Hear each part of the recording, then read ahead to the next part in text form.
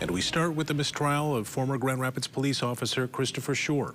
I'm Brian Sterling. I'm Amber Kriska. It was this morning when the judge in the case announced the jury was deadlocked after 21 hours of deliberation. She then declared a mistrial. Hours after the mistrial was declared, hundreds of demonstrators marched through the streets of downtown Grand Rapids. News 8's Adriana Doria was there, and she joins us live from the county courthouse now with their message. Adriana.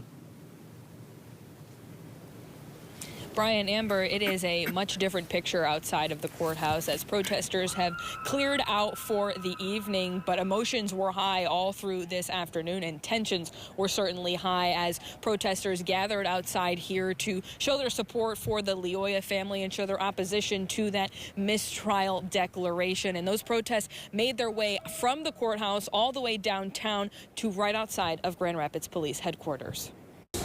What started as a quiet day with a small group of protesters outside the Kent County Courthouse Justice for Patrick!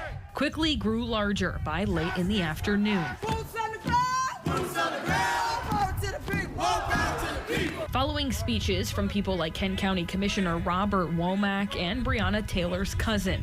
In a moment of silence, demonstrators then took to the streets. You can't stop the revolution! GRPD is not the solution! GRPD is not the solution! Dozens of protesters marching from the Kent County Courthouse down Ottawa Avenue to Grand Rapids Police headquarters, then back to the courthouse. This all in response to the mistrial declaration Thursday, as the jury in Christopher Shore's murder trial could not come to a consensus. The march met with some tensions as protesters blocked traffic on the road and were asked to move to the sidewalk by Grand Rapids police officers. No justice! No peace! No justice! No peace! So the rest of the march took place there, on the sidewalk, as police blocked the road with their bikes.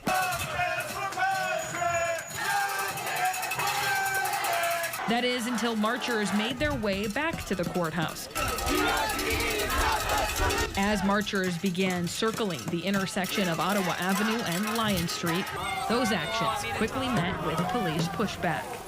As marchers were told to move to the sidewalk again, multiple Grand Rapids police officers as well as Michigan State Police swarming the area to direct traffic and clear the intersection. But that causing tensions. Eventually, the streets cleared and the officers dissipated. But the energy and chanting remained outside the courthouse as questions still remain as to what will happen next. I feel like this has been very drawn out. I mean, it's been 3 years. And so I guess my fear is that we're going to be looking at this 3 more years later, and at that point it'll be 6 years.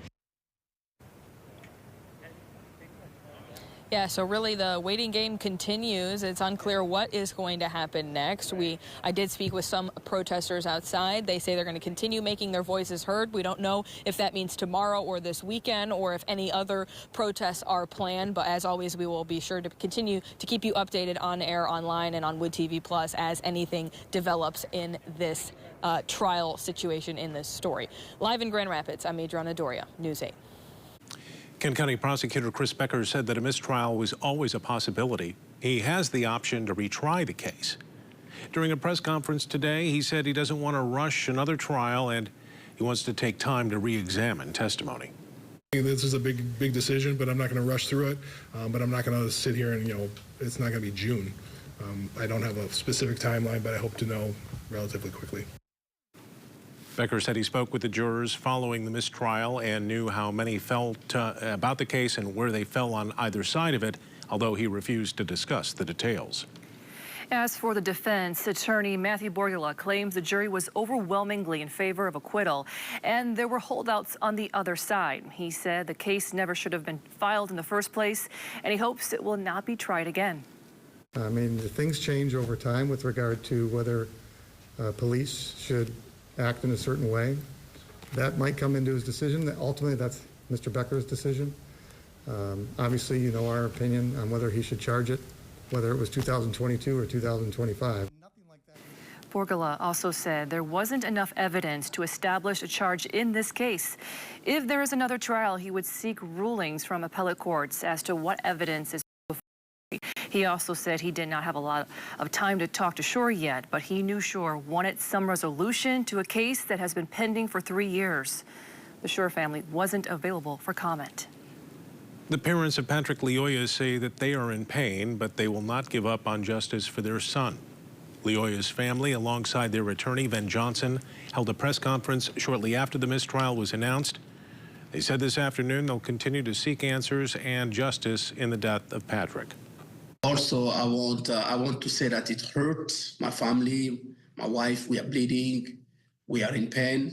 But I would like to thank all my legal team that have stood by me and my family have been fighting, and all the activists, all the members of the community who stood by us and fight and will continue to fight until when we get the true justice for Patrick.